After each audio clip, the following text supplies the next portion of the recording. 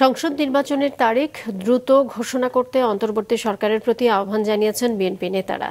জাতীয় প্রেসক্লাবের সামনে এক অনুষ্ঠানে একথা বলেন বিএনপি নেতা জয়নুল আবদিন ফারুক। সকালে জাতীয় প্রেসক্লাবের সামনে এক নাগরিক সমাবেশে বিএনপি চেয়ারপারসনের উপদেষ্টা জয়নুল আবদিন ফারুক বলেন, নির্বাচনের তারিখ দ্রুত ঘোষণা করতে হবে। এ নিয়ে কোনো বিতর্ক সৃষ্টি না করতে সরকারের প্রতি আহ্বান জানান তিনি। রাজধানীর খামারবাড়িতে কৃষিবিদ ইনস্টিটিউশন মিলনায়তনে এক স্মরণ সভায় যোগ দেন বিএনপির সিনিয়র যুগ্ম মহাসচিব রুহুল কবির রিজভী। এ সময় তিনি বিগত আওয়ামী লীগ সরকারের প্রধান শেখ হাসিনার দুর্নীতির সমালোচনা করেন।